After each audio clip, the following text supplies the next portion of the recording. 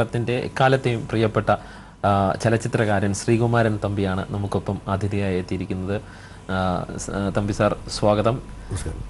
തീർച്ചയായിട്ടും പുതിയ ചിത്രം, താങ്കളുടെ ചിത്രത്തിൻ്റെ പോസ്റ്ററിൽ പറഞ്ഞിരിക്കുന്ന ഒരു വാചകം എന്നെ വളരെയധികം ആകർഷിച്ചു. അതായത് ന്യൂ ജനറേഷന് വേണ്ടി ഓൾഡ് ജനറേഷൻ്റെ ഒരു ചിത്രം. അല്ല, ന്യൂ ജനറേഷന് വേണ്ടി ഓൾഡ് ജനറേഷൻ അവതരിപ്പിക്കുന്ന ചിത്രം. അതായത് എന്തൊക്കെയോ സന്ദേശങ്ങൾ താങ്കൾ ഈ ചിത്രത്തിലൂടെ ന്യൂ ജനറേഷന് കൊടുക്കാൻ ഉദ്ദേശിക്കുന്നുവെന്ന് അർത്ഥം, അല്ലേ? ഈ ന്യൂ ജനറേഷൻ ഓൾഡ് ജനറേഷൻ എന്നൊക്കെ പറയുന്നത് ശരിക്കും പറഞ്ഞാൽ കുറച്ച് ഒരു സംസാര ഭാഷ മാത്രമാണ്. ന്യൂ ജനറേഷനിൽ ഓൾഡ് ജനറേഷൻ ഉണ്ട്, ഓൾഡ് ജനറേഷൻ ന്യൂ ജനറേഷൻ ഉണ്ട്. 18 വയസ്സുള്ള വൃദ്ധന്മാരുണ്ട്, 70 വയസ്സുള്ള ചെറുപ്പക്കാരുണ്ട്. കാരണം വാർദ്ധക്യം വരുന്നത് ശരീരത്തിനാണ്, മനസ്സിനല്ല. അത് ആണ് ഈ ചിത്രത്തിൻ്റെ ശരിക്കും പറഞ്ഞാൽ എൻ്റെ കാതൽ. അത് പ്രണയത്തിന് പ്രായമില്ല. ഏത് പ്രായത്തിലും പ്രണയത്തെ ആരാധിക്കുന്നവർക്ക് അതിനെ വീണ്ടെടുക്കാൻ. അതാണ് എന്ന് വെച്ചതൊരു പ്രണയകഥയല്ല, കുടുംബകഥയാണ് പരിപൂർണ്ണമായിട്ട്. എൻ്റെ എല്ലാ പടങ്ങളും കുടുംബകഥയാണ്. ഇപ്പോൾ എൻ്റെ ആദ്യത്തെ ചന്ദ്രകാന്തം, ഭൂഗോളം പിരിയുന്നു, തിരുവോണം, മോഹിനിയാട്ടം, അവിടെ നിന്ന് ഇങ്ങോട്ട് ജീവിതം ഒരു ഗാനം, അമ്പലവിളക്ക്, എല്ലാ കുടുംബകഥയാണ്. കുടുംബ ബന്ധങ്ങളിൽ ഏറ്റവും കൂടുതൽ ഞാൻ 93 നിർമ്മിച്ച ബന്ധുക്കൾ, ശത്രുക്കൾ, അതെല്ലാം അതുപോലെ തന്നെ ഇതും ഒരു കുടുംബകഥയാണ് അതിനകത്ത്. പക്ഷേ ഇതിൽ ഈ കാലം, നമ്മുടെ ജീവിതത്തിൽ വരുന്ന മാറ്റം, നമ്മുടെ ഈ സയൻറ്റിഫിക്കായിട്ടുള്ള വളർച്ച, നമ്മുടെ സാമൂഹിക ജീവിതത്തിൽ വരുത്തുന്ന മാറ്റം, ഇതൊക്കെ ഒരു പരോക്ഷമായി ചർച്ച ചെയ്യപ്പെട്ടിട്ടുണ്ട്. പക്ഷെ തെളിച്ചു പറയുന്നില്ല ഞാൻ. പക്ഷേ അതിൻ്റെ അങ്ങനെ ഈ കുടുംബ ബന്ധങ്ങളുടെ തകർച്ച, ന്യൂക്ലിയർ കുടുംബങ്ങൾ, അതായത് അണുകുടുംബങ്ങൾ വന്നതിന് ശേഷം നമ്മുടെ കുടുംബ ബന്ധങ്ങളിലുണ്ടായിരിക്കുന്ന മാറ്റം, അത് ചർച്ച ചെയ്യപ്പെടുകയാണ് ശരിക്കും. അതങ്ങനെ ഞാനൊരു എക്സ്പ്ലിസിറ്റായിട്ട് പറയുകയല്ല, അതൊരു പ്രസംഗമൊന്നുമില്ല. You will have to find out. അപ്പോൾ അതിൻ്റെ ഇങ്ങനൊരു കുടുംബകഥ, അമ്മയും മക്കളും, ഭാര്യയും ഭർത്താവും, അങ്ങനെയുള്ളൊരു കുടുംബകഥയുടെ അന്തർധാരയായിട്ട് പ്രണയത്തിൻ്റെ രാഗം ഒഴുകുന്നു. ഈ സിനിമയുടെ പേര് തന്നെ അമ്മയ്ക്കൊരു താരാട്ട് എന്നാണ്. താരാട്ട് എന്ന് കേൾക്കുമ്പോൾ അമ്മ തന്നെയാണ്. കാരണം ശരിക്കും പറഞ്ഞാൽ അമ്മയ്ക്കൊരു താരാട്ട് എൻ്റെ ഒരു കവിതയാണ്. ഇന്ത്യയിലെ എല്ലാ ഭാഷകളിലേക്കും പരിഭാഷപ്പെടുത്തപ്പെട്ട കവിതയാണ്. അത് 2009 ജനുവരി 26 റിപ്പബ്ലിക് ദിനത്തിൽ ഇന്ത്യയിൽ 21 റേഡിയോ സ്റ്റേഷനിൽ 21 ഭാഷകളിൽ വന്ന കവിതയാണത്. അത് പിന്നെ കന്നഡത്തിൽ തർജ്ജമ ചെയ്ത ചന്ദ്രശേഖർ കമ്പാർ ഏറ്റവും വലിയ കവിയാണ്. അങ്ങനെ എല്ലാം വലിയ കവികൾ തന്നെ തർജ്ജമ ചെയ്യിക്കുക, പരിഭാഷപ്പെടുത്തിയിരിക്കുന്നു. അപ്പോൾ അങ്ങനെയുള്ള ആ കവിത എൻ്റെ മനസ്സിൽ കുറേ കാലമായിട്ട് ഉണ്ടായിരുന്നു. അപ്പോൾ ഞാൻ ശരിക്കും പറഞ്ഞാൽ ഇതിന് അമ്മത്തൊട്ടിൽ നിന്നാണ് ആദ്യം പേരിട്ടത്. പക്ഷേ അമ്മത്തൊട്ടിലിൻ്റെ പേരിൽ നേരത്തെ ഒരു പടം വന്നിരുന്നു എന്ന് അറിഞ്ഞപ്പോൾ അത് മാറ്റി. പലരും എൻ്റെ പേരുകൾ ആവർത്തിക്കാറുണ്ട്, പക്ഷേ ഞാനത് ചെയ്യണമെന്ന് വെച്ചു. അങ്ങനെയാണ് അമ്മയ്ക്ക് എൻ്റെ കവിതയുടെ പേര് തന്നെ ഇട്ടത്. എനിക്ക് ധാരാളം പ്രശസ്തി കേട്ടുന്ന കവിതയാണത്. അപ്പോൾ അമ്മ എന്ന് പറഞ്ഞാൽ, അമ്മ നമ്മളെ കുട്ടിക്കാലത്ത് അമ്മ നമുക്ക് വേണ്ടി ചെയ്യുന്ന കഷ്ടപ്പാടുകൾ, അതെല്ലാം കുറച്ച് കഴിയുമ്പോൾ, ഒരു പ്രത്യേക ഘട്ടം വരുമ്പോൾ നമ്മൾ എന്താ പറയുക, ബാഹ്യരോഗമായി കൂടുതലെടുക്കുമ്പോൾ ആന്തരികമായി നമ്മൾ കുട്ടിക്കാലത്ത് എന്ത് സങ്കടം വന്നാൽ അമ്മയുടെ മുണ്ടേ പോയി പിടിക്കും, അല്ല അമ്മയുടെ സാരി പോയി പിടിക്കും. ഞാനൊക്കെ എൻ്റെ കുട്ടിക്കാലത്ത് അമ്മയ്ക്ക് മുണ്ടാണ്, ഇന്ന് നിങ്ങൾക്ക് അമ്മയ്ക്ക് സാരിയാണ്, അല്ല ചൂരിദാറായിരിക്കും. പക്ഷേ അവിടെ നമ്മുടെ എന്തഴുക്കും നമ്മൾ തുടയ്ക്കുന്ന കൈ അവിടെയാണ്, എന്തഴുക്കും. അതുപോലെ ഹൃദയത്തിലും നമ്മുടെ എല്ലാ അഴുക്കളും കൊണ്ടിടുന്ന അവരുടെ ഹൃദയത്തിലാണ്. അപ്പോൾ അങ്ങനെയുള്ള അങ്ങനെ ന്യൂ ജനറേഷന് മനസ്സിലാക്കേണ്ട കാര്യങ്ങൾ. പിന്നെ അതുപോലെ ഇന്നത്തെ കാലഘട്ടം, ഈ കാലഘട്ടം എന്താണ്, അമ്മൂമ്മ കഥ പറയുന്നത് കേൾക്കാൻ ഏത് കുട്ടി വരുന്നപ്പോൾ മുത്തശ്ശി കഥകൾ എന്ന അത് വെറും ഒരു സങ്കല്പമായിട്ട് മാറും. മുത്തശ്ശി കഥ കേൾക്കാൻ കുട്ടികൾക്ക് താല്പര്യമില്ല. അവർ കുറച്ച് മുതിർന്നവരാണെങ്കിൽ വാട്സാപ്പ് ആയിരിക്കും, അല്ലെങ്കിൽ ഫേസ്ബുക്കിലായിരിക്കും. അതുമല്ല അതിനേക്കാൾ കൊച്ചു കുട്ടികളാണെങ്കിൽ കാർട്ടൂണിലായിരിക്കും. അവർ പോകോയോ പോലുള്ള പിന്നെ സിഡ്നി ഡിസ്നിയുടെ അതൊക്കെ കണ്ടുകൊണ്ടിരിക്കും. അപ്പോൾ നമ്മുടെ ആ ബന്ധത്തിൻ്റെ ഒരു ബോണ്ടേജ് ഉണ്ട്. ശരിക്കും അത് ബന്ധനം എന്ന് പറയുന്നത് അത് ബന്ധനം ബന്ധുരമാണ്, മനോഹരമാണ്. അത് മുത്തശ്ശി, അമ്മ, കുഞ്ഞുങ്ങൾ, ഭർത്താവിൻ്റെ സഹോദരന്മാർ, ഭാര്യയുടെ സഹോദരിമാർ, ഇങ്ങനെ ഉണ്ടായിരുന്ന ഒരു കൂട്ടായ്മ ക്രമേണ നഷ്ടപ്പെട്ടുകൊണ്ടിരിക്കുകയാണ്. ഇതാണ് ഈ കഥയുടെ പശ്ചാത്തലം. ഈ ചിത്രത്തിലെ ഗാനങ്ങൾ അത് വളരെയേറെ ശ്രദ്ധിക്കപ്പെട്ട് കഴിഞ്ഞു. ഓൺലൈനിലൂടെയൊക്കെ നമ്മൾ എല്ലാവരും കേട്ട് കഴിഞ്ഞു. സിനിമ തിയേറ്ററിൽ എത്താൻ പോകുന്നു. ഈ ചിത്രങ്ങളിലെ ഗാനങ്ങളെ കുറിച്ച്, കാരണം 2000 അധികം അല്ലെങ്കിൽ 2000 അടുപ്പിച്ച് ഗാനങ്ങൾ താങ്കളുടേതായി നമ്മളൊക്കെ കേട്ട് കഴിഞ്ഞിരിക്കുന്നു. അല്ലാതെ 1000 പാട്ട് വേറെ ഉണ്ടാകും. സിനിമയിൽ തന്നെ 2000 അതെ, റെക്കോർഡ് ഇട്ട അത്രയും ഒരു ഗാനങ്ങളുടെ ഒരു പിന്തുടർച്ചക്കാരനാണ്. ഏറ്റവും അധികം ഗാനങ്ങൾ യേശുദാസ് കൊണ്ട് എഴുതി ഞാനൊന്ന്. ഈ ചിത്രത്തിലും ദാസേട്ടനും KS ചിത്രയും ഒക്കെ തന്നെയാണ്. അല്ല, ഇതിനകത്ത് എൻ്റെ കൂടെ പ്രവർത്തിച്ചവരും എനിക്ക് എൻ്റെ അക്ഷരങ്ങൾക്കും എൻ്റെ സ്വരങ്ങൾക്കും നല്ല ഭാവം നൽകാൻ കഴിവുള്ളവർ യേശുദാസും ജയചന്ദ്രനും ചിത്രയുമാണ് പാടിയിരിക്കുന്നത്. അത് കല്ലറ ഗോപൻ എന്ന പുതിയ ഗായകനല്ല, വളരെ പഴയ ഗായകനാണ്. പക്ഷേ അദ്ദേഹത്തിന് സിനിമയിൽ അവസരങ്ങൾ കിട്ടുന്നത് വളരെ നല്ല കലാകാരനാണ്. അദ്ദേഹത്തിന് ഒരു 8 വരി കവിതയുണ്ട് പടത്തിൻ്റെ അവസാനത്തിൽ, അത് കല്ലറ ഗോപനാണ് പാടിയിരിക്കുന്നത്. അത് അദ്ദേഹം മാത്രമാണ് ഈ എൻ്റെ കൂട്ടത്തിൽ നിന്ന് വേറിട്ടൊരാൾ. പക്ഷേ അദ്ദേഹം എൻ്റെ സീരിയലിൽ ധാരാളം പാടിയിട്ടുണ്ട്, ഞാൻ സംവിധാനം ചെയ്ത. കാരണം ഞാൻ 21 വർഷത്തിന് ശേഷമാണ് സിനിമയിലേക്ക് മടങ്ങിയത്. അപ്പോൾ അത് 21 വർഷം ഞാൻ വെറുതെ ഇരുന്നില്ല. ഞാൻ ഏഷ്യാനെറ്റ് പോലെയുള്ള വിവിധ ചാനലുകൾക്ക് വേണ്ടി പരമ്പരകൾ ചെയ്യായിരുന്നു. ഞാൻ 13 പരമ്പരകൾ ചെയ്തു. അപ്പോൾ വെറുതെ ചെയ്തിട്ടില്ല. ഈ നമ്മൾ മൂവി ക്യാമറയ്ക്ക് പകരം വീഡിയോ ക്യാമറ യൂസ് ചെയ്യുന്നത് മാത്രമേ ഉള്ളൂ. ഈ പല മേഖലകളിൽ വ്യാപരിക്കുന്നു. കുട്ടിക്കാലം തൊട്ടേ അത്തരത്തിൽ താല്പര്യം ഉണ്ടായിരുന്നു എന്ന് കേട്ടിട്ടുണ്ട്. കഥയായാലും കവിതയായാലും എല്ലാ തരത്തിലുള്ള എഴുത്തും പാട്ടും എല്ലാം. കുട്ടിക്കാലത്ത് കൗമുദി വാരികയാണ് ഏറ്റവും കൂടുതൽ, അന്ന് ജനയുഗം. അപ്പോൾ ഈ ആഴ്ച ചെറുകഥയാണ്, അടുത്ത ആഴ്ച കവിതയായിരിക്കും. അങ്ങനെ മാറി മാറി മാറി അന്ന് കുട്ടിക്കാലത്ത് തന്നെ 2 എഴുത്തുമായിരുന്നു. അത് ആദ്യമായിട്ട് നമ്മൾ എഴുതി തുടങ്ങുന്ന കാലത്ത് തന്നെ കവിതയും കഥയും ഒരുമിച്ചറിയില്ല. അല്ലാതെ കവിതയിൽ നിന്ന് കഥയിലേക്കോ കഥയിൽ നിന്ന് കവിതയിലേക്കോ ചാടിയാണല്ല. തീർച്ചയായിട്ടും സിനിമയുടെ കഥയിലേക്ക് നമുക്ക് തിരികെ വരികയാണെങ്കിൽ, സിനിമ പശ്ചാത്തലമാക്കുന്ന കഥയിലേക്ക് നമ്മൾ തിരികെ വരികയാണെങ്കിൽ, ഇവിടെ ഇത് കഥ എൻ്റെ മൊത്തം കഥ പറയാൻ കഴിയും. കാരണം ഇത് കുടുംബകഥയാണെങ്കിലും സസ്പെൻസ് ഉണ്ട്. ഞാൻ ചോദിച്ചു വരുന്നത് അതുകൊണ്ട് കഥ പറയും. ഈ നടതള്ളലിൻ്റെയൊക്കെ സമയമാണ്. അതായത് അമ്മ പ്രായമാകുമ്പോൾ, അച്ഛൻ പ്രായമാകുമ്പോൾ കൊണ്ട് കളയുന്ന ഒരു അവസ്ഥയിലേക്കാണ് ഇന്നത്തെ പൊതുസമൂഹം എത്തിയിരിക്കുന്നത്. സത്യം. അപ്പൊ ആ ഒരു മലയാള സിനിമയിലും അതെ. അതെ, മലയാള സിനിമ എന്ന കുടുംബത്തിലും അച്ഛനമ്മമാരെ കൊണ്ട് കളഞ്ഞു. ഇപ്പൊ ഏത് സിനിമയിൽ അച്ഛനമ്മമാരുള്ളത്? അച്ഛനമ്മമാർക്ക് പ്രായം കുറഞ്ഞു വരുന്ന ഒരു കാഴ്ചയാണല്ലേ. അച്ഛനമ്മമാരുണ്ടെ തന്നെ ഒരു ചെറുപ്പക്കാരാണ്. അതുമല്ല, ഈ അച്ഛനമ്മമാര് ഏത് സിനിമയിലെ കഥാപാത്രങ്ങളായിട്ടില്ല. വളരെ അപൂർവം സിനിമകളിൽ മാത്രമേ അച്ഛനമ്മമാർ വരുന്നുള്ളൂ. മറ്റേ ഒരു സ്ഥലത്ത് നായകൻ്റെ അമ്മ കാണും, നായകൻ്റെ അച്ഛൻ കാണും, നായികയുടെ അമ്മ കാണും, നായിക അച്ഛൻ. ഇപ്പം മിക്കവാറും സിനിമകളിൽ നോക്കൂ നിങ്ങൾ, നമ്മൾ ഇപ്പം ഇറങ്ങുന്ന സിനിമകളിൽ ഇവരില്ല, അച്ഛനമ്മമാരില്ല. അപ്പം അങ്ങനെയുള്ള അതെന്താ ഞാൻ നേരത്തെ പറഞ്ഞത്, എന്തുകൊണ്ടങ്ങനെ സംഭവിക്കുന്നു വെച്ചാൽ ഈ ബോണ്ടേജ് ഇല്ലാതാകുന്നു. അവരുടെ മനസ്സില്ലാതെ അവരെങ്ങനെ കഥ പറയുന്നത്? ആ ഒരു മൂല്യച്യുതി അത് തന്നെയാണോ ഈ അമ്മയ്ക്ക്?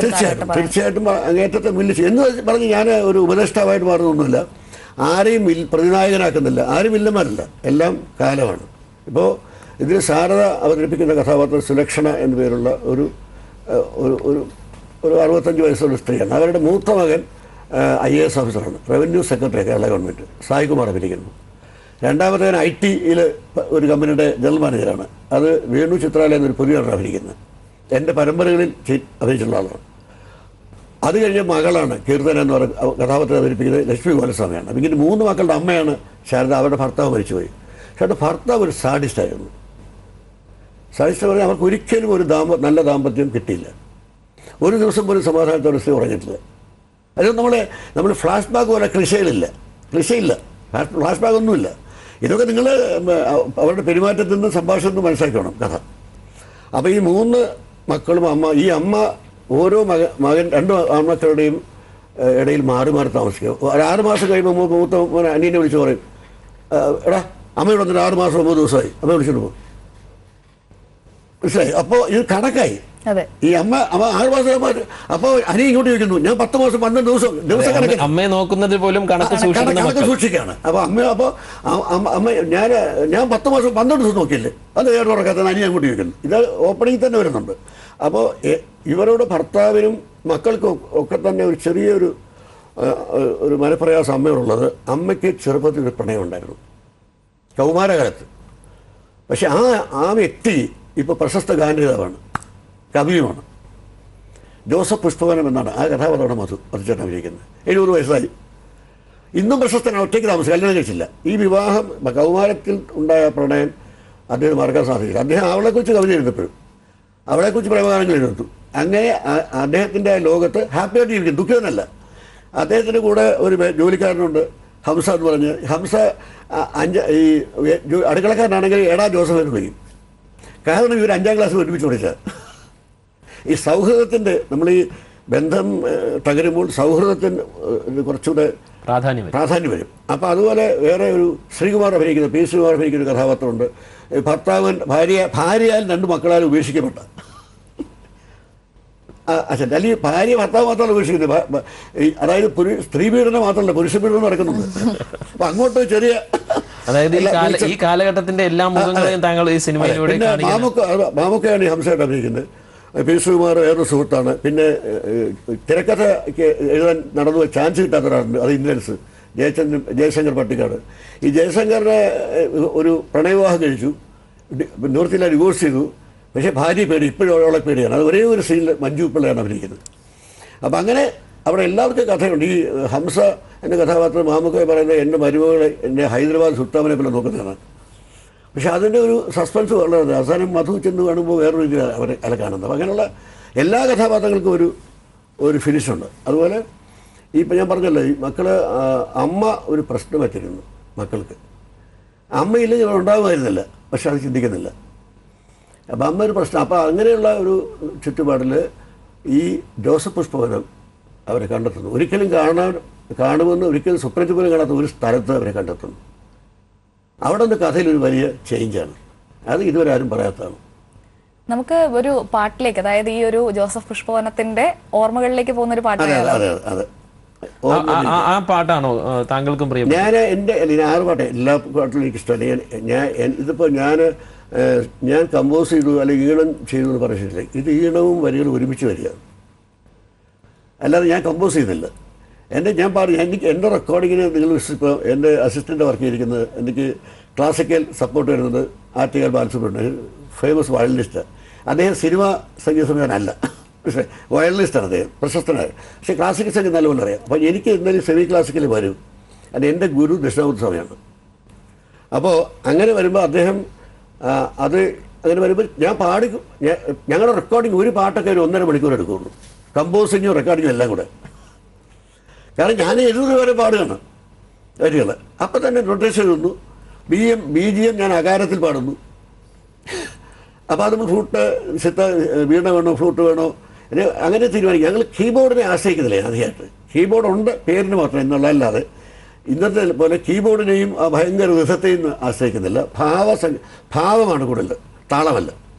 അപ്പോൾ അതിൻ്റെ പ്രത്യേകത ഈ പാട്ടുകൾക്കുണ്ട്. അങ്ങനെ ഞാൻ ചെയ്യും. ഞാൻ സിനിമയിലേക്ക് മടങ്ങി വന്നൊരു പ്രധാന കാരണം തന്നെ വീണ്ടും എൻ്റെ ഇഷ്ടത്തിന് പാട്ട് എഴുതാൻ വേണ്ടിയാണ്. എൻ്റെ ഇഷ്ടത്തിന് പാട്ട് എഴുതാൻ. എന്തായാലും ഓർമ്മയിലേക്ക് പോകുന്ന ആ ഒരു പാട്ട് കണ്ടതിന് ശേഷം നമുക്ക് മടങ്ങി വരാം. നിന്റെ പാട്ടും ഒരേ രാഗത്തിൽ ഒരേ താളത്തിൽ തമ്മിലിഴുകിയൊഴുകിയൊരാ സന്ധ്യയിൽ ആറ്റിൻ കരയിലോളം നിന്റെ കാഞ്ചന പാദസരവുമായി കൊഞ്ചി കുശലം ചൊല്ലിയൊരാ സന്ധ്യയിൽ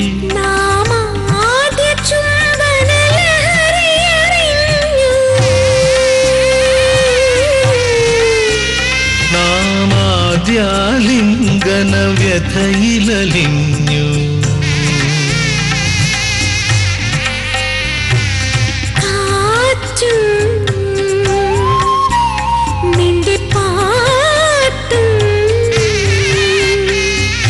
കാറ്റും നിന്റെ പാട്ടും ഒരേ രാഗത്തിൽ ഒരേ താളത്തിൽ.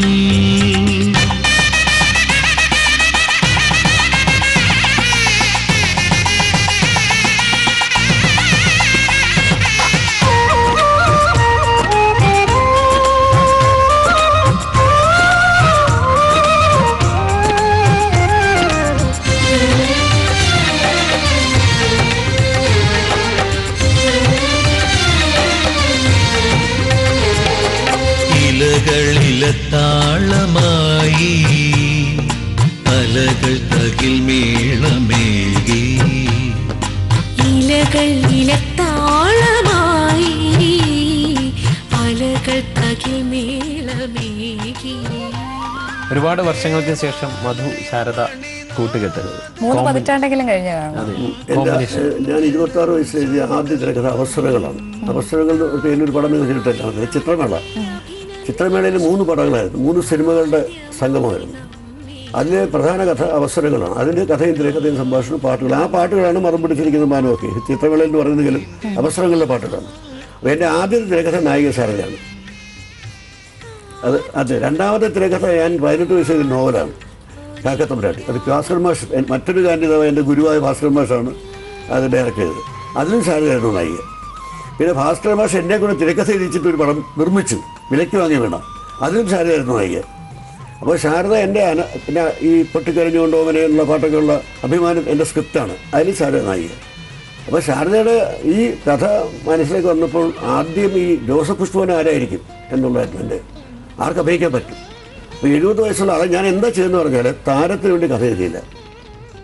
ആദ്യം ഒരു നടൻ്റെ പിന്നിൽ നടക്കുക, കാശിട്ട് വായിക്കുക, ഇത് അങ്ങേർക്ക് പറ്റുന്ന ഒരു കഥ എഴുതുക, അതാണ് ഇപ്പോഴത്തെ രീതി. ഞാനങ്ങനെ ഞാൻ കഥ എൻ്റെ മനസ്സിൽ ഇത് കുറേ കാലമായിട്ടുണ്ട്. ഇങ്ങനൊരു കഥ, ഈ വാർദ്ധക്യത്തിൽ ഒരു പ്രണയത്തിന് പ്രായമില്ല. പ്രണയം എന്ന് പറഞ്ഞാൽ വെറും സെക്സ് മാത്രമല്ല. അത് ആ ഒരു കാഴ്ചപ്പാടിലാണ് ഈ പടം എടുത്തിരിക്കുന്നത്. അപ്പോൾ അതിനെ ഹൃദയങ്ങൾ തമ്മിൽ ലയിച്ചു വരുന്നതാണ് പ്രണയം ശരിക്കും. അപ്പോൾ അതിനകത്ത് ഇത് പിന്നെ രതി ഇല്ലെന്ന് ഞാൻ പറയുന്നില്ല, ഉണ്ട്. പക്ഷെ അതെങ്ങനെയെന്ന് പറഞ്ഞാൽ അത് നമ്മുടെ ശരിക്കും പറഞ്ഞാൽ പ്രണയത്തിൻ്റെ സത്താണ് ആയിട്ട് വരണം എന്ന് മാത്രമേ രതിക്ക് അർത്ഥമുള്ളൂ. വെറുതെയുള്ള രതിക്ക് അർത്ഥമില്ല. അപ്പം അങ്ങനെയുള്ള പ്രണയമാണ് പ്രധാനം. അപ്പം അത് 70 വയസ്സിൽ താൻ പണ്ട് പ്രണയിച്ച കാമുകിയെ ഒരു വൃദ്ധസ്ഥലത്തിൽ കണ്ടുമുട്ടുക. അത് മൂത്തവൻ IAS, രണ്ടേമൂന്ന് ഒരു IT കമ്പനിയുടെ ജനറൽ മാനേജർ, മൂന്നാമത്തെ മകളെ ഒരു വലിയ കോടീശ്വരൻ കല്യാണം കഴിച്ച് വയ്ക്കുന്ന നാട്ടുകാർ ജനങ്ങൾ പറയുന്നു. അങ്ങനെ അറിവ്, പക്ഷെ അതും സത്യങ്ങളല്ല. അപ്പോൾ അങ്ങനെയുള്ള വളരെ നല്ല നിലയിൽ എൻ്റെ കാമുകി ജീവിക്കുന്നത് കൂട്ടുകാരോട് പറയുന്നുണ്ട്. കൂട്ടുകാർ എല്ലാം അറിയാവുന്ന ഒരു കൂട്ടുകാരനാണ് ഈ സ്വതന്ത്രൻ്റെ കഥാപാത്രം, അതാണ് പി സുവർവനിക്ക്. അപ്പോൾ അയാൾ ചോദിക്കുന്നത് സുരേഷ് ഇതിനെ വഞ്ചിച്ചു, വിവാഹം കഴിച്ചില്ല വഞ്ചിച്ചതാണ് അർത്ഥം. പ്രണയത്തെ തന്നെ വഞ്ചിച്ചിട്ടില്ല, വിവാഹം കഴിക്കാൻ സാധിച്ചില്ല, അത്രയേ ഉള്ളൂ എന്നാണ് പറയുന്നത്. അപ്പോൾ ഒരിക്കൽ പോലും ഈ കാമുകി തന്നെ ഉപേക്ഷിച്ചിട്ട് പോലും ആ കാമുകിയിൽ കുറ്റം കണ്ടെത്താൻ കഴിയുന്നില്ല. അതായത് അത്രയും പ്രണയം സൂക്ഷിക്കുന്ന ഒരാളുടെ മുഖം മധുവിൽ താങ്കൾ കണ്ടെത്തി. സുലക്ഷണയെ കണ്ടെത്തിയതിനു ശേഷമാണ് ജോസഫ് പുഷ്പവനത്തെ അന്വേഷിച്ചത്. അല്ലല്ല, ജോസഫ് പുഷ്പവനത്തെ അന്വേഷിച്ച ശേഷമാണ് സുലക്ഷണ. എനിക്ക് എപ്പോഴും എൻ്റെ മനസ്സിൽ പല പല മുഖങ്ങളുണ്ടല്ലോ, പേരുകൾ പറയുന്നില്ല. പക്ഷേ ഈ ജോസഫ് പുഷ്പവൻ ഒരു വലിയ ഇതാണ്. എന്താ വെച്ചാൽ ഒരു ചെറുപ്പക്കാരനെ നടനെ വിളിച്ച് മേക്കപ്പ് ചെയ്യിച്ച് കളവനാക്കി. ഇപ്പം ബട്ടർ ഷായുടെ മേക്കപ്പാണ്, നല്ല മേക്കപ്പാണ്. ബട്ടർ ഷായെ കൊണ്ടുവന്നിട്ട് ഇവിടെ ചുടുവെല്ലാം ഉണ്ടാക്കിയിട്ട് പേരാണ് ഒരു 70 വയസ്സ് തോന്നിക്കുന്ന ഒരു നായകനെ തന്നെ അവതരിപ്പിക്കുന്നു. അപ്പം ഞാൻ ആദ്യം ചെയ്ത് ഈ കഥ എൻ്റെ മനസ്സിൽ ഉണ്ട്. അപ്പോൾ സിനിമ എടുക്കണമെന്നൊന്നുമില്ല, കഥ എൻ്റെ മനസ്സിൽ രൂപപ്പെട്ടപ്പോൾ അത് എന്ത് ഷോർട്ട് ഫിലിം ആകണോ എന്നൊന്നും ആലോചിച്ചിട്ടില്ല. അപ്പോൾ ഞാൻ മധുച്ചേട്ടൻ്റെ അടുത്ത് പോയിട്ട് ഞാൻ വെറുതെ സാധാരണങ്ങൾ കാണാറുണ്ട് പരസ്പരം. ഞങ്ങൾ ഈ സിനിമയ്ക്ക് അതീതമായൊരു ബന്ധമുണ്ട്, ജ്യേഷ്ഠാനിയന്മാരുള്ള ബന്ധം. അപ്പം ഞാൻ അദ്ദേഹത്തെ വീട്ടിൽ പോയി എന്തെങ്കിലും വിശേഷങ്ങൾ ചേട്ടാ എൻ്റെ ഒരു കഥയുണ്ട്, കഥ വേറൊന്നുമല്ല, എനിക്കൊരു ഉറപ്പിന് വേണ്ടിയത്. ചേട്ടാ എന്താ അഭിപ്രായം? ഞാൻ ഈ കഥ പറഞ്ഞു കഴിഞ്ഞപ്പോൾ മനുഷ്യർ പറയുന്നത് വളരെ വ്യത്യസ്തമായ കഥയാണ് ഇത്. എല്ലാ വികാരങ്ങളും ഉണ്ട് ഇതിനകത്ത്. നല്ല നമുക്ക് എന്താ തൻ്റെ ഉദ്ദേശം? സീരിയലൊക്കെ പോകുന്നത്. ഞാനിപ്പോൾ സീരിയലാണ് തോന്നിരിക്കുന്നത്, അല്ല ഞാൻ ഫിലിം ചെയ്യാൻ ഉദ്ദേശിക്കുക. നന്നായിരിക്കും, ധൈര്യമായിട്ട് ചെയ്യാൻ. അപ്പോൾ ഞാൻ പറഞ്ഞു ജോസഫ് പുഷ്പവൻ ആരഭിനയിക്കും? ഒന്നും വേണ്ടിയില്ല, ജോസഫ് പുഷ്പവൻ മതിച്ചേട്ടാണ്, നീ അങ്ങോട്ട് പറയാം. പറയുന്നത് വളരെ സന്തോഷം. അദ്ദേഹം ഇപ്പോൾ സത്യത്തിൽ ഒരു ഉടനീളമുള്ള നായകനായിട്ട് അഭിനയിക്കുന്നില്ലല്ലോ. ഈ പ്രായത്തിൽ അത് പ്രയാസമാണ്. ഏതെങ്കിലും പടത്തിൽ മോഹൻലാൽ, നടൻപോലുള്ള പടത്തിൽ മോഹൻലാലിൻ്റെ അച്ഛനായിട്ട് 5 സീനുണ്ട്, അല്ല അങ്ങനെ ഒരു 6 അങ്ങനെയുള്ളവരുണ്ട്. അദ്ദേഹം ഒരു നമ്മുടെ ഏറ്റവും വലിയ നായകനായിട്ട് അഭിനയിച്ച എത്ര മനോഹര പടങ്ങൾ. ഇപ്പം ചെമ്മീൻ, പിന്നെ പരീക്കുട്ടി, നഖങ്ങളിലെ നായകൻ, അങ്ങനെ പിന്നെ മീനിലെ ജയൻ്റെ അച്ഛൻ, അങ്ങനെ എത്ര വലിയ കഥാപാത്രങ്ങൾ ചെയ്ത് അദ്ദേഹം ഇങ്ങനെയൊരു ഈ പ്രായത്തിൽ അദ്ദേഹം നായകനായിട്ട് അഭിനയിക്കാൻ ഒരിക്കലും വിചാരിച്ചില്ല. ഇന്നലെ പറഞ്ഞു, അദ്ദേഹം തന്നെ പറഞ്ഞു, ഞാൻ ഒരിക്കലും പ്രതീക്ഷിച്ചില്ല ഇങ്ങനെ. അദ്ദേഹം നായകൻ തന്നെയാണ്, അല്ലാതെ ഇപ്പോൾ സുരാജ് വെഞ്ഞാറമ്മൂട് അഭിനയിക്കുന്നുണ്ട്. പിന്നെ ഇത് വേറൊരു മുഖം സുരാജ് വെഞ്ഞാറമ്മൂടിയാണ്. അത് ഇന്ന് വരെ നിങ്ങൾ കണ്ടിട്ടില്ലാത്തൊരു മുഖമാണ്. വളരെ സീരിയസ് ആയിട്ടുള്ളൊരു വേഷമാണ് ചെയ്യുന്നത്. തുടക്കത്തിൽ ഒരു പാട്ടുണ്ട്, അവിടെ ഒരു കോമഡിയാണെന്ന് നമുക്ക് തോന്നുമെങ്കിലും അകത്തേക്ക് വരുമ്പോഴത്തേക്ക് വളരെ, പക്ഷേ നിങ്ങൾക്ക് അത്ഭുതം തോന്നും, സുരാജ് ഭംഗിയായിട്ട് അഭിനയിച്ചു. സുരാജ് കൊമേഡിയൻ അല്ല, സുരാജ് നല്ല നടനാണെന്ന് ജനങ്ങൾ ഒന്നടങ്കം പറയാൻ പോയി പടം കണ്ടു കഴിഞ്ഞാൽ. എന്തായാലും ദേശീയ അവാർഡ് കിട്ടിയ ആ സിനിമയുടെ അത്രയും തന്നെ പ്രാധാന്യമുള്ള ഒരു വേഷമാണെന്ന് സുരാജിനെ പറയാം. അതിനകത്തുള്ള സുരാജിനുള്ള ഒരു പ്രശ്നം എന്ന് പറഞ്ഞാൽ സുരാജിന് ഈ ശാരദാമ്മയോടുണ്ട് കൂടുതൽ രംഗങ്ങൾ. അപ്പോൾ ശാരദാമ്മയും സുരാജും കൂടെ അഭിനയിക്കാന്ന് പറഞ്ഞാൽ 2 തരത്തിൽ 2 പേരും ദേശീയ അവാർഡ് കിട്ടിയവരാ. അപ്പോൾ ഇവർ 2 അമ്മയും ഒരു പ്രത്യേക ഒരു വാത്സല്യത്തിൽ അമ്മയുമാർ. അധ്യാപികയാണ്, 4ാം ക്ലാസ്സിലും 5ാം ക്ലാസ്സിലും അധ്യാപിക ആയിരുന്നു ഇവർ. പക്ഷെ IAS ആരും കല്യാണം കഴിച്ചപ്പോൾ അങ്ങനെ കോംപ്ലക്സാണ് ഇവരെ കൊണ്ട് രാജിവെപ്പിച്ചു. അപ്പം അങ്ങനെ ഈ പുരുഷ മേധാവിത്വത്തിൻ്റെ മൂലം സ്ത്രീയുടെ ജീവിതം തന്നെ മാറിപ്പോകുന്നതും അതുപോലെ തന്നെ ചെറിയ രീതിയിൽ പുരുഷ പീഡനം കാണിക്കുന്നു. കാരണം എല്ലാം ജീവിതത്തിൽ 2 വശങ്ങളുണ്ടല്ലോ. നമ്മളിപ്പോൾ പത്രങ്ങളൊക്കെ വായിച്ചു കഴിഞ്ഞാൽ പീഡിപ്പിക്കപ്പെടുന്നത് സ്ത്രീ മാത്രമാണെന്ന് പറയുന്നത്. പീഡിപ്പിക്കപ്പെടുന്ന ധാരാളം പുരുഷന്മാരുണ്ട്. അത്തരത്തിലുള്ള ഒരുപാട് ഉപകഥകളും ഒക്കെയായി സമ്പന്നമാണ് അമ്മയ്ക്കൊരു പക്ഷെ അതൊന്നും കൂടുതലില്ല. ഉപകഥകൾ വളരെ ചെറിയ. It's A very fast moving film. ഈ പടത്തിൻ്റെ ഒരു പ്രത്യേകത 2.5 മണിക്കൂർ. ഇപ്പോൾ 1.25 മണിക്കൂർ 2 മണിക്കൂറുണ്ട്. ഇതിൻ്റെ പടം 2.5 മണിക്കൂറാണ്. ഈ 2.5 മണിക്കൂർ നിങ്ങൾക്ക് 1 സെക്കൻഡ് പോലും സ്ലോ അല്ല, വളരെ ഫാസ്റ്റാണ്. അത്രയ്ക്ക് ഒരു കാർ ഇറങ്ങിപ്പോകുന്നു, കാർ വന്ന് നിൽക്കും, കാറ് ചുറ്റിയിട്ട് കറങ്ങി ഒന്നുമില്ല. അത് cut from dialogue to dialogue അങ്ങനെ പടം പോയിരിക്കും. താങ്കളുടെ സീരിയലുകളായെങ്കിലും ഏഷ്യാനെറ്റിൽ വന്നിട്ടുള്ള സീരിയലുകളിലൊക്കെ ഈ ഒരു അത്തരത്തിലുള്ള ഒരു ഫാസ്റ്റ് മൂവിംഗ് ആയിട്ടുള്ള ഒരു സീരിയൽ എടുക്കുമ്പോഴും സിനിമയായിട്ട് എടുക്കുന്നു. അതെ അതെ, ഈ ഒരു ട്രോളി ഇട്ടിട്ട് ഒരു വലിച്ച് 4 ക്ലോസപ്പ് വെട്ടുന്നല്ല എന്റെ. അതെ അതെ, തികച്ചും വ്യത്യസ്തമാണ്. ഈ ഒരു ഇത്തരത്തിലുള്ള ഒരു ഫാസ്റ്റ് മൂവിംഗ് ആയിരിക്കണം ഒരു പ്ലോട്ട് എന്ന്. അത് താങ്കളുടെ ഒരു എനിക്ക് തോന്നുന്നു പഠനകാലം, അതായത് ഒരു BSc മാത്സ് എഞ്ചിനീയറിംഗ് ഇതിലൊക്കെ ബിരുദധാരിയാണ്. അപ്പൊ അങ്ങനെ അത്തരത്തിലൊരു എഞ്ചിനീയർ വാക്കുകളുടെ എഞ്ചിനീയറിംഗിലേക്ക് എത്തുന്നതാണോ ഇതിനൊരു കാരണം? ഉണ്ടാവാം. എനിക്ക് എഞ്ചിനീയറിംഗ് പോലെ ഇപ്പോൾ ഞാൻ എഞ്ചിനീയറിംഗിൽ സിവിൽ എഞ്ചിനീയറിംഗ് പഠിച്ചു. അത് കഴിഞ്ഞ് ആർക്കിടെക്ചർ ഡിപ്ലോമ പഠിച്ചു. പക്ഷേ അത് പരീക്ഷ എഴുതിയില്ല. പക്ഷേ അങ്ങനെ ഒരു പ്രാക്ടീസിങ് ആർക്കിടെക്റ്റായിട്ട് ചെന്നൈയിൽ I was designing and constructing buildings. അങ്ങനെ കിട്ടിയ പൈസ കൊണ്ട് പടം തുടങ്ങി. അല്ല പാട്ട് എഴുതി പടം എടുക്കാൻ പറ്റില്ല. അപ്പോൾ പിന്നീട് അത് നിർത്തി ഞാൻ. എനിക്ക് പൂർണ്ണമായിട്ടും സിനിമയിലും കവിതയിലും വ്യാപരിക്കണമെന്നുണ്ടെങ്കിൽ ഒരു മുതലാളിയായിട്ട് ഇരിക്കാൻ പറ്റില്ല മനസ്സിലായി. അപ്പോൾ ഒരു കൺസ്ട്രക്ഷൻ കമ്പനിയിൽ ഇപ്പം അന്ന് ഞാൻ ഒരു 10 വർഷം നടത്തിയ 28 വയസ്സാണ് തുടങ്ങിയ കമ്പനി. തമ്പീസ് കൺസ്ട്രക്ഷൻ. അതെ, 28 വയസ്സ് തുടങ്ങിയ കമ്പനി 10 വർഷം നടത്തി. പക്ഷേ അത് ഇന്നുണ്ടായത് ഇന്ത്യയിലെ ഏറ്റവും വലിയ കമ്പനി വന്നായിരുന്നു. കാരണം എൻ്റെ ഫിറ്ററായിരുന്നവരിപ്പോൾ വലിയ ബിൽഡറാണ്. എൻ്റെ പിന്നെ വർക്ക് സൈറ്റിലെ കമ്പി വിളച്ചതാണ് ഇന്ന് മദ്രാസ് ഏറ്റവും വലിയ ബിൽഡറാണ്. പക്ഷെ അതേക്കുറിച്ച് ചിന്തിക്കാൻ എൻ്റെ വഴി ഇതാണ് എനിക്ക് ബോധ്യപ്പെട്ടു. കാരണം 10 വർഷം കൊണ്ട് 2 വർഷം ഒരുമിച്ചാണ്. ഞാൻ ഏറ്റവും അധികം പാട്ട് എഴുതിയത് എൻ്റെ 38 വയസ്സിന് മുമ്പാണ്. ഏറ്റവും അധികം. ഇന്ന് നിങ്ങൾ ആവർത്തിക്കപ്പെടുന്ന എല്ലാ ദിവസവും FM-ലെ ഒരു 60% എൻ്റെ പാട്ടാണ്. ഇത് മുഴുവൻ തന്നെ എൻ്റെ 38 വയസ്സിന് മുമ്പ് എഴുതിയിട്ടുള്ളതാണ്. അത് കഴിഞ്ഞിട്ട് അധികമായിട്ട് എഴുതിയിട്ടില്ല. കാരണം അതിന് കഴിഞ്ഞ് പൂർണ്ണമായിട്ടും ഡയറക്ഷനിലും പ്രൊഡക്ഷനിലും ഞാൻ ശ്രദ്ധ ചെലുത്തിയതും ഡിസ്ട്രിബ്യൂഷൻ തുടങ്ങി. ഈ ചിത്രം ഞാൻ തന്നെ ഡിസ്ട്രിബ്യൂട്ട് ചെയ്യുന്നത്. ഇതിപ്പോ കഥയും തിരക്കഥയും സംഭാഷണവും പാട്ടും മാത്രമല്ല എന്റെ ഡിസ്ട്രിബ്യൂഷൻ ഞാൻ തന്നെ ഡിസ്ട്രിബ്യൂട്ട് ചെയ്യുന്നത്. നിർമ്മാണ രംഗത്ത് എനിക്ക് തോന്നുന്ന വലിയ കമ്പനികൾ മാറ്റി നിർത്തി കഴിഞ്ഞാൽ ഏറ്റവും കൂടുതൽ സ്വന്തമായി നിർമ്മിച്ചിട്ടുള്ള സംവിധായകൻ താങ്കൾ തന്നെയാണ്. താങ്കൾ ആദ്യം തുടക്കത്തിൽ സൂചിപ്പിച്ചു ഓൾഡ് ജനറേഷനിലും ന്യൂ ജനറേഷനും ഉണ്ട്, ന്യൂ ജനറേഷനിലും ഓൾഡ് ജനറേഷനും ഉണ്ട്. താങ്കൾ ഇത് ഏത് കൂട്ടത്തിൽ പെടുത്താം? ഞാൻ ഒരു നിത്യസത്യമായ ന്യൂ ജനറേഷനാണ്. എന്തായാലും പഴയ കാലത്തും എന്നും എന്റെ മോഹിനിയാട്ടം കണ്ടുകൊണ്ട് 1975 ഞാനെടുത്ത തിരുവോണം, ഞാൻ സംവിധാനം ചെയ്ത തിരുവോണം, KP മോഹനാണ് ഡയറക്ടർ നിർമ്മാതാവ്.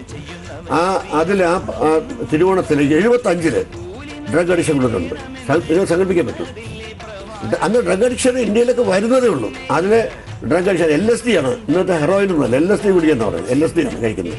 അത് 22 വയസ്സുള്ള കമലഹാസൻ ഒരു പാട്ടുകാരനാണ്, ഒരു പോപ്പ് സിംഗറാണ്. അന്നത്തെ കാലം 75 ചിത്രമാണ്.